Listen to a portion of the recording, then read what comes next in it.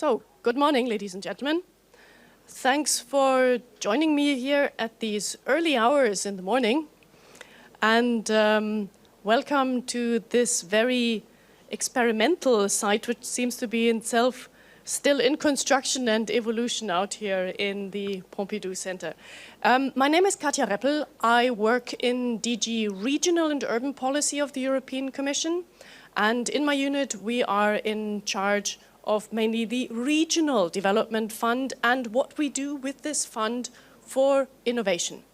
I meant to make a presentation explaining a bit how cohesion policy works, except, of course, if you all say, oh, we know how it works. Can I just see a little bit hands from you? Who knows about cohesion policy, regional development fund, and so on? I see quite a number. Nice.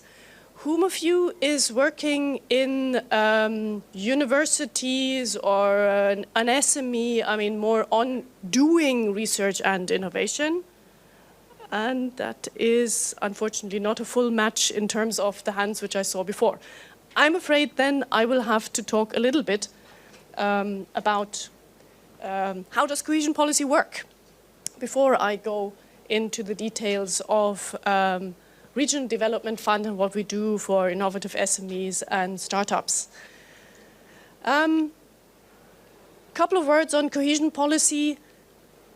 The money is not pre-allocated. This is one of the very, very big differences compared to Horizon 2020, which you're probably aware of.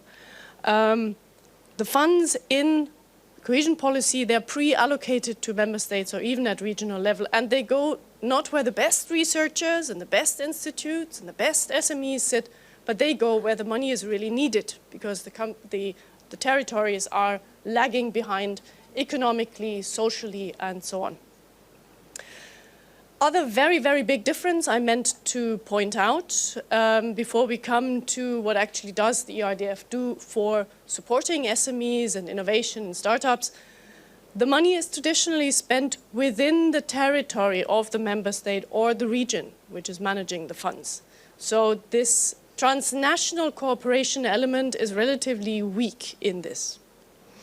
Cohesion policy objectives, it's set out in the treaties, the European Union treaties. It's about economic and social and territorial cohesion. If you read deeper, structural adjustment of lagging regions and the conversion of declining industrial regions. So there's no trace of research excellence and winning Nobel Prizes, as you can see. This is really about having an impact on the industrial structures in the member states and regions. So it is quite a different objective from what you see when you talk about Horizon 2020 or Horizon Europe. Our thought is really to having lasting impact on the ground. We have a comprehensive approach in our policy and in the programs. That means, yes, there is a lot of money which goes into research and innovation as you would know it from the Horizon context. But this is normally together in the same program with investments in environment, in transport, in energy, or whatever, in the hospitals and social investments on the ground. So it is really a comprehensive package in which research and innovation investments play an important role, but they're not the centerpiece in many, many of the programs. The programs differ one from the other. They're really tailored to the member states' needs and potentials. The funding rates can differ, the specific objectives can differ, how they call, what is actually in the calls differs. And this is aligned to what happens in the territory where the funding is spent. I said it already, this intention to have an impact on the industrial structures, ever more necessary with globalization, digitization, automation, and so on. We're after what we call durability, so the impact of the investments beyond the individual little project, having a lasting impact on the ecosystems on the ground, and having not individual project approach, but really an approach where you have a host of different projects, for instance, for helping SMEs to move into more resource-efficient ways of productivity, learning from each other, benefiting from each other, seeing how they go about the technologies, teaming up in clusters and networks and so on. Yes, and then comes the management mode, and that is probably the biggest difference compared to Horizon 2020. It's shared management. So in the case of funding of ERDF, it is not the Commission or its agencies with whom the potential beneficiaries have to deal and apply. It is actually national or regional authorities who are selecting the projects and launching the calls. And since we have over 270 regions, there are actually over 377 programs of different types which are out there. Some of them, plus 97 Interreg programs, so they are the exception. They span across boundaries, but this is a very small percentage of the cohesion policy budget, only about 3%. And another exception is urban innovative actions. So what exactly is then in the programs? What do we do for innovative SMEs and startups? I just aggregated a bit the different funding intentions and boxes in which our managing authorities classified their funds for the current programming period. Yes, research and innovation. You see that as about 19 billion, which goes into research and innovation, as you might know it closest from Horizon 2020 activities.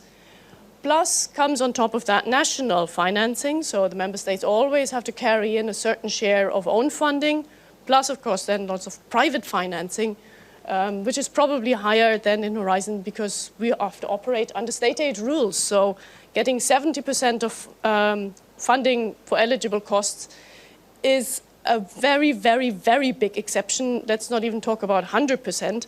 In the Regional Development Fund, you are hardly, in research innovation, hardly getting much over 50% of funding rates.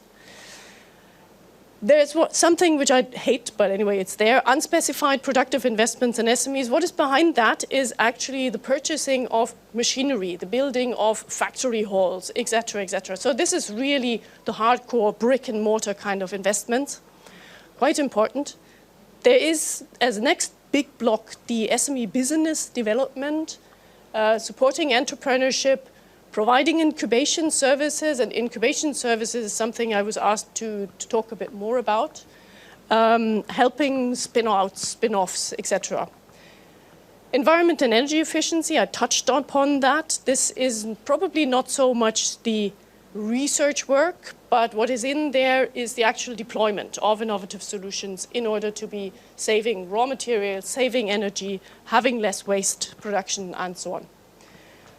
Advanced support services for SMEs is also a big chunk of what is foreseen in the programs, together with training offers, which then don't come from the Regional Development Fund, but the Social Fund, infrastructure, cluster support and business networks, digitization, and so on.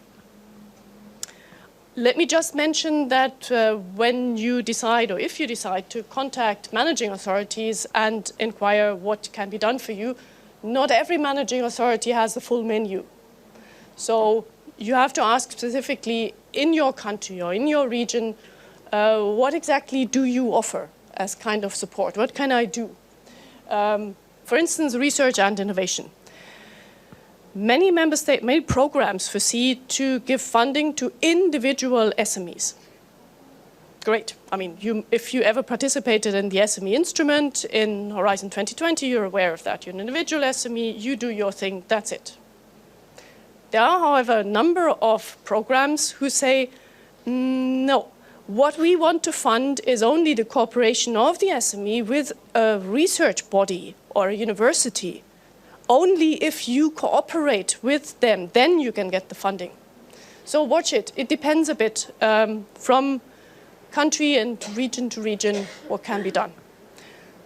In financial terms, what happens? Well, as you can see in the blue share of this little ring there, a lot of it goes via grants. Again, you know, grant agreements from Horizon 2020 is direct cash payments, etc., etc.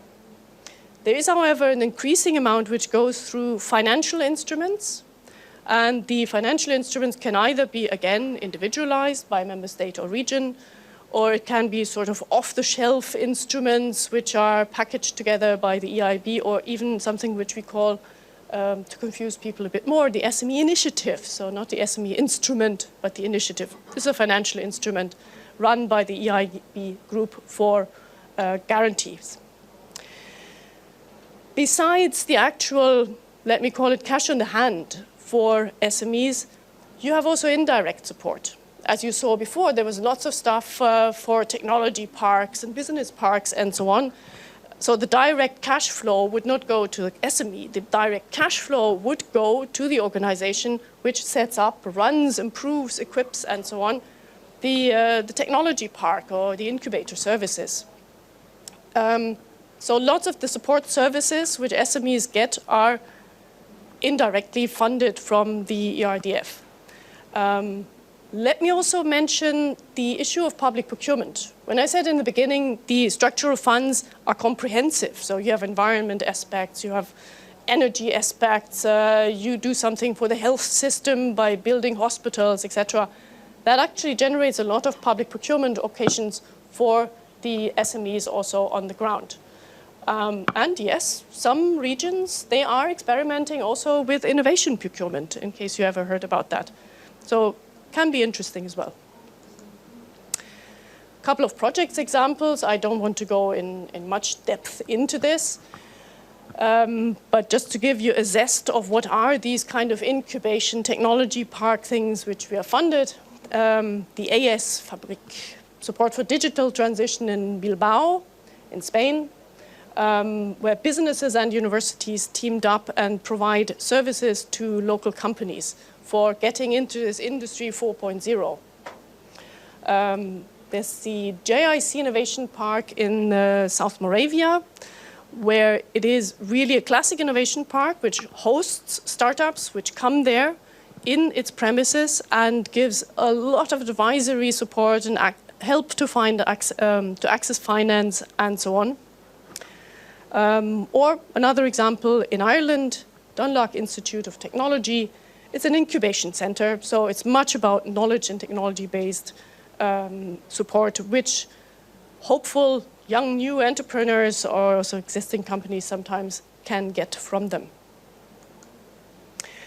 Now I come to the hard part.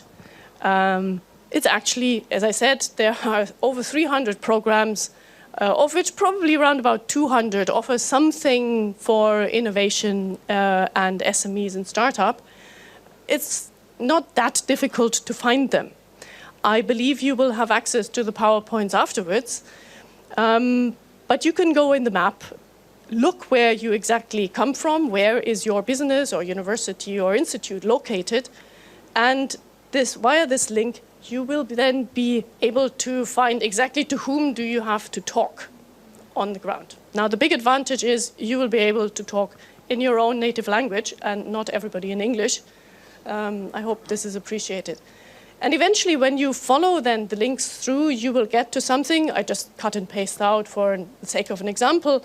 Here in Nouvelle-Aquitaine, they have a website, and in the website, they indicate exactly what are the kind of support which companies can get from them. So you can click through, you can see the open calls, you can see the conditions, the kind of model grant agreements sometimes what you have, and you have all the contacts to find out where to go exactly.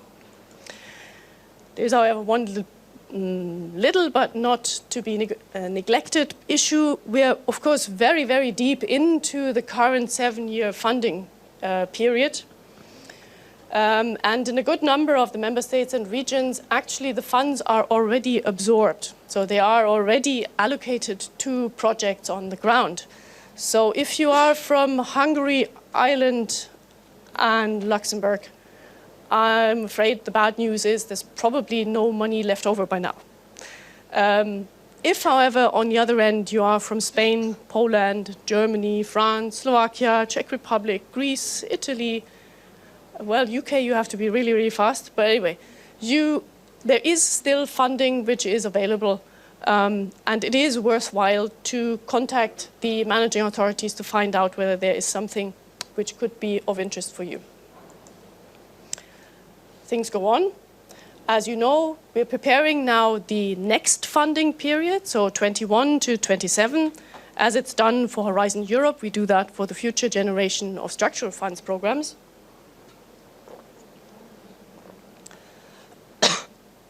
And yes, innovation will be figuring again very, very, very prominently in our policy objective number 1, which is about smart and innovative economic transformation.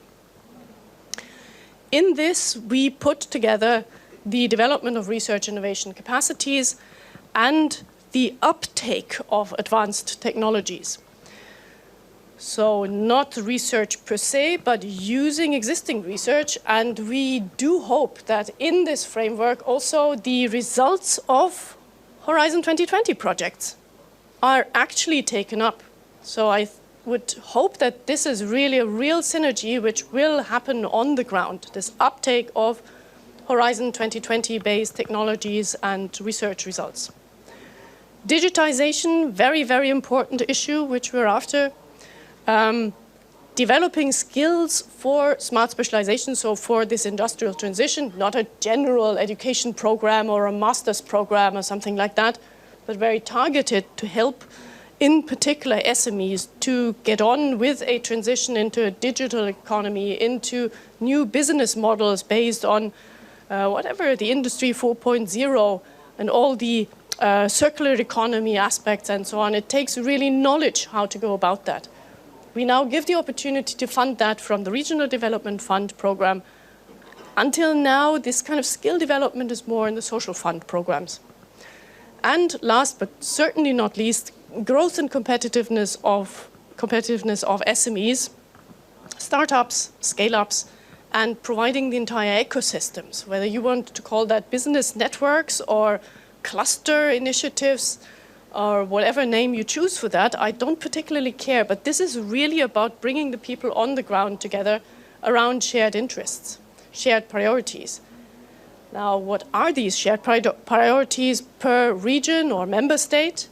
That depends on the smart specialization strategies. These strategies are innovation strategies, if you want.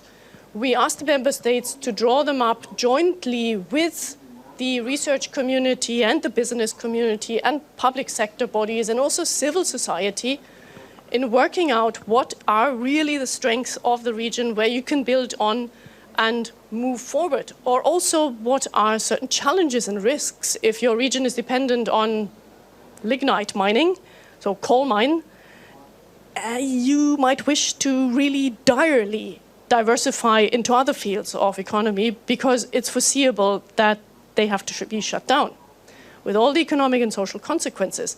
So we ask people to really stick their heads together and work out what could be alternative industrial sectors and approaches and so on, which could be implemented in a region or in a member state, and not to do that in a back room somewhere among a couple of politicians, but have a, co-creation process, as you know it from Horizon.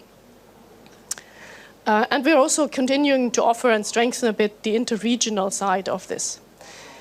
Yes, I mentioned the entrepreneurial discovery process. This is really the key and angle point for developing smart specialization strategies and shaping up which are then the priorities for a member state or a region.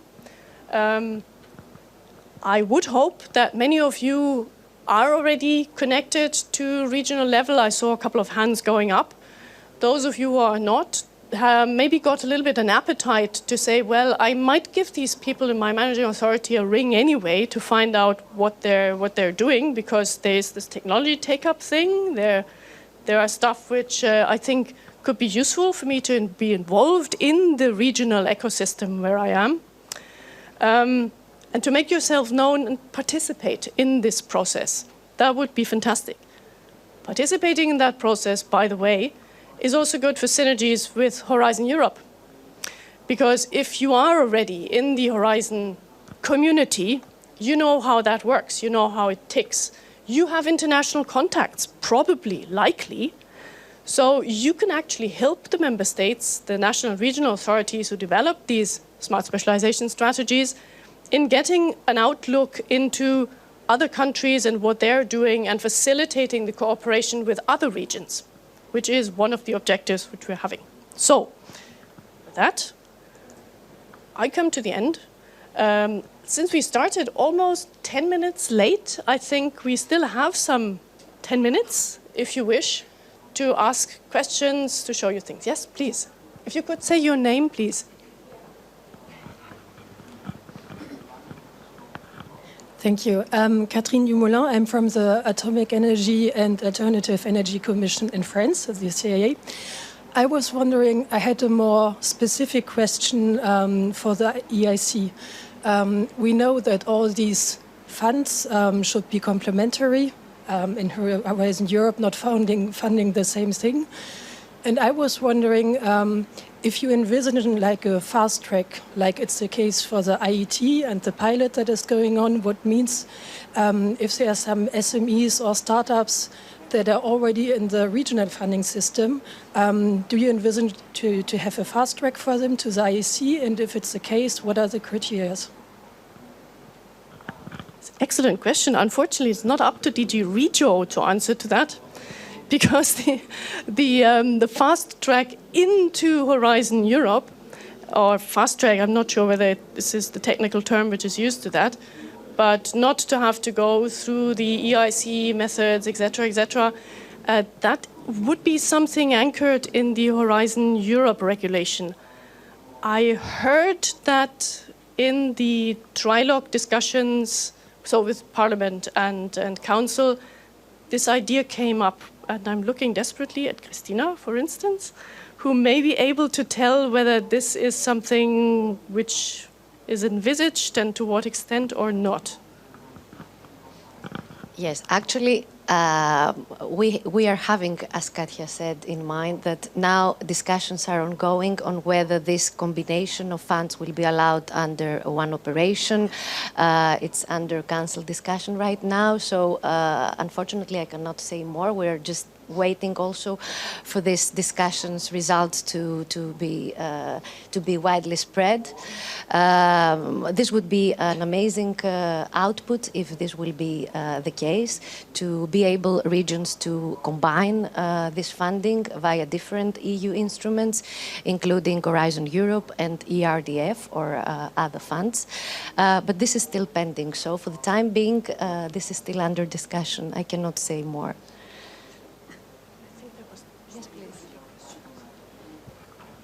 Good morning to everyone. Harri Malinen, University of Lapland. Been involved on those issues in practice, what you do. But my question is a bit leading, so don't want to trick you too much. But in the EIC, you have interregional innovation ecosystems, basically. Then you have the JRC running the smart specialization, which is driving to the same goal with cohesion funds. What is the discussion table between EIC's Pillar 3 actions and basically Pillar 2 and what JRC is doing and what cohesion funds are doing? Now that's an easy one, because we actually cooperate. So to start with the S3 platform, the Smart Specialization Platform, Regio pays for it. So that's a very, very nice way of directly talking to the colleagues and having a same strategic line. So I suppose what you are referring to are the three thematic smart specialization platforms which we have, under which, for the interest of everybody, by now there are, I think, around 30 partnerships of regional governments and their actors who teamed up around specific topics. 3D printing, I don't know whether Lapland is involved in that, and many, many other very specific themes which relate not so much to research topics as to actual value chains. Now, what is happening so far in the S3 platform and in a pilot with which we boost for certain is that they are discussing how can we align our funding, how can we pull our actors together and get more punch into our smart specialization priorities, which, for instance, in 3D printing are somehow related. But some does more the material for the printing, others the use, and the use can be for whatever coating of cars or for replacing your kneecaps and all sorts of things. So even though it's 3D printing, it's not directly competing, but it can be complementary, what you're doing. Now, these thematic smart specialization partnerships, they help us to prepare for a number of things which come afterwards. I briefly projected one thing, interregional innovation investments. This is something which we propose, a novelty which we proposed for the next funding period, which will be probably, also this is a negotiation with Council and Parliament, managed directly by the Commission, pulling together regions or member states who have shared interest in a certain value chain. And there to go from just having a nice talking club and agree that there's nice interest, to actual investment projects. So this is one of the things which can result from this. Or, of course, these thematic partnerships who teamed up might say, but there is the innovation ecosystem support which comes from Horizon, who actually asks to team up in sort of a co-fund system and pool our money. And since we're still a bit more on doing actual research and innovation, not so much on the hardcore investments and deployment, close to deployment activities, it might actually be better if we go to DGRTD and say, this is our ideas, how we can work together and how we can pool. So it is sort of a preparatory factory for either the interregional investments under ERDF or maybe the ecosystem type support in European partnerships as well, which is now prepared. I don't know how many of you actually are on the mailing list of DG Regio. I saw some hands going up. If you are, I hope you have received, for instance, the information from our communication unit that we called on our smart specialization community out there, who has the smart specialization priorities in their region, who many of them are actually in these partnerships, to flag up their interest and become vocal when it comes to deciding what happens in the European partnerships and what happens in the missions which are discussed in Horizon Europe. So we hope that really these points are converging and people are talking to each other. Now, I don't really see. If I may, I start on the bottom and then have the question. I have another question actually, so I hope you can answer. You know, all these things are we hope that we can implement it, but it's fundamental to have solid S3 units and in the regions to connect also with the territory. Now, with the enabling conditions that we have for the next programming period, one of the enabling conditions is about the S3 units or some specific unit to manage with that. My question is, these units must be internal to the managing authorities or they should be completely independent and external to the managing authorities? I'm from Tuscany region, sorry. Yes. No, thank you for the question. So for the people who are not so much following the cohesion policy thing, the smart specialization strategies, they're not just some fussy idea. We actually require them, and if a region doesn't come up with that, they're not allowed to spend the ERDF money on research innovation. So we're pretty serious about that. And we have like 7 checkpoints which we've gone through. One of them says you have to have actually one governance body organizing the entrepreneurial discovery process, the smart specialization strategy, the monitoring, et cetera, which is behind it. And the question is, does that have to be the managing authority of the Regional Development Fund or not? Or is it linked, and what is it? It's up to the member state and regions. What we want is that really there is an effective cooperation between the two. It doesn't mean the smart specialization responsible body has to sit inside the managing authority, but to be completely disconnected, I think it's not very helpful. The managing authorities have a lot of experience on the ground with what do companies and researchers really want? What do they really need? What is the kind of thing which they funded? And this really practical insights, I think, can be extremely helpful in the entrepreneurial discovery process, for instance, to work out, am I on the right track? Do my measures, which I have announced in the Smart Specialization strategy, really match what is feasible, what is doable on the ground? In many member states, the question which comes up is, do I give that to the research ministry or do I give that to the economics and industry ministry? Tricky one. I've seen both, and I've seen also another option where there is a body set up rather linked to whatever, the minister president of the region or something like that, who coordinates then between the different ministries which are involved. Up to the member states and regions. Sacrosanct principle of cohesion policy, it's tailored to the situation in your region, but it has to work. And things which happened to me that I discussed with the managing authorities about the smart specialization, and they go, what strategy? I never heard of that. That can't be. Anyway, sorry about introduce yourself. Okay. I'm Arturo Villar. I'm running a European Commission network related to startup cities that we are talking about tier 2 cities as alternative innovation hubs.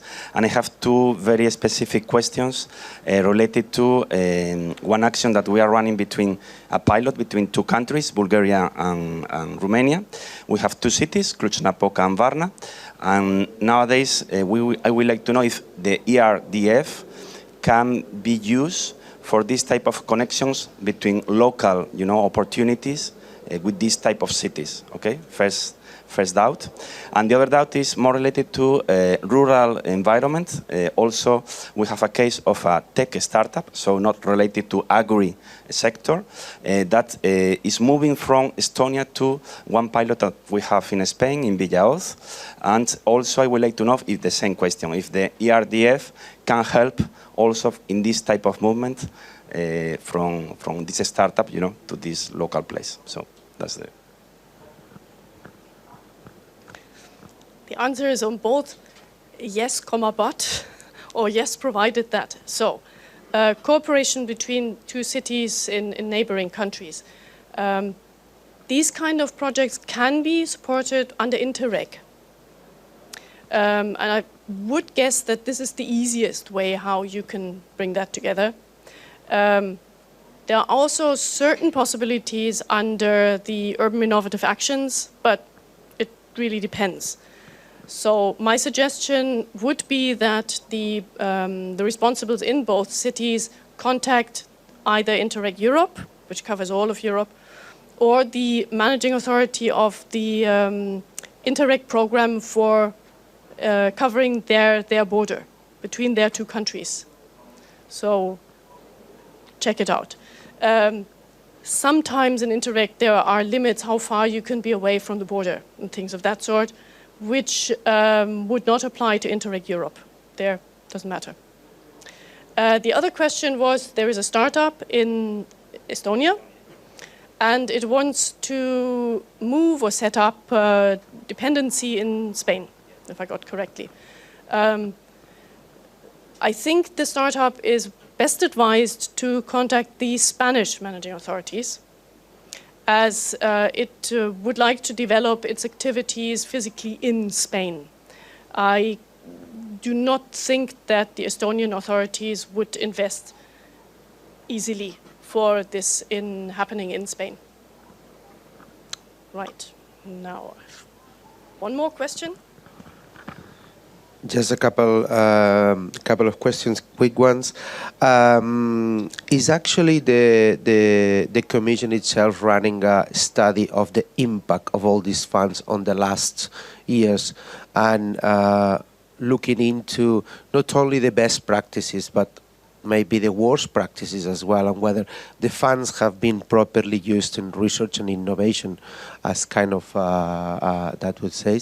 And the other side, and the other question was, I'm come from University Rovira i Virgili in Catalonia, and the idea is that we are really finding a lot of barriers in terms of administrative management of the funds within the region itself, and actually the managers' authorities saying they are really struggling on managing these funds. Is there anything that the Commission can do to help the states, or I don't know, or to you know, because I talking to other authorities and everyone looks like they're having the same problems, to really easy the way of managing these funds as Horizon 2020 is doing? Thank you.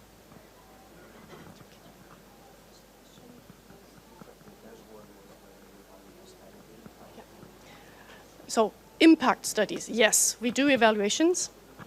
And we do data gathering regularly, which we digest in the so-called cohesion reports. By the way, for all those of you who might have heard from the famous net-paying countries, who sometimes say this is just money which is wasted and it all goes to the east and south and we don't get anything out, statistically they're wrong. Even the most advanced Danish region is slightly in the positive if you calculate it, but that aside. So yes, we do evaluations. There is one which is now starting actually on research infrastructures and research activities covering the period 2007-2013. So giving time for research infrastructures to actually fully operate and to settle in and to function.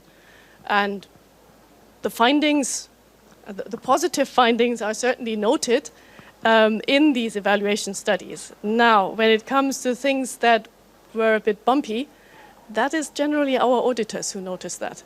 So, yeah, but we are evaluating on these things. The other question was the complexity of administering the money and managing and so on. Without wishing to completely push aside responsibility from the Commission, it's funny to see that in some countries this is very, very easy with the same type of regulation, and in other countries it's very, very complicated.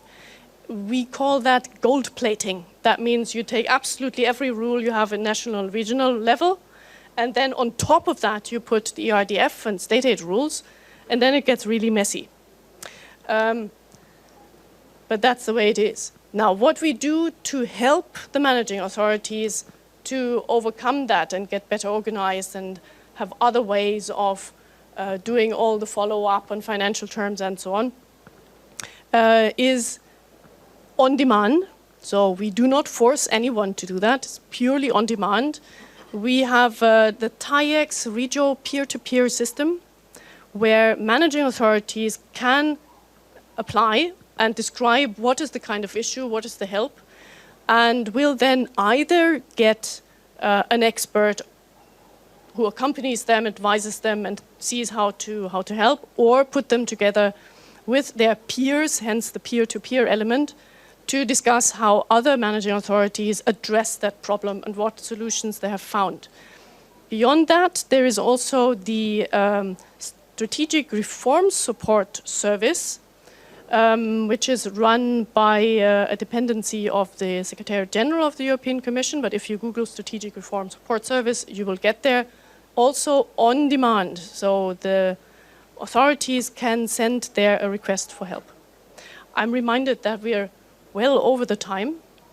If you have any more questions, personally, I'll now go out there and have a coffee, so happy to have further conversation. And you will get the PowerPoints, I believe, and have a great day here at the Research Innovation Days. Thank you very much.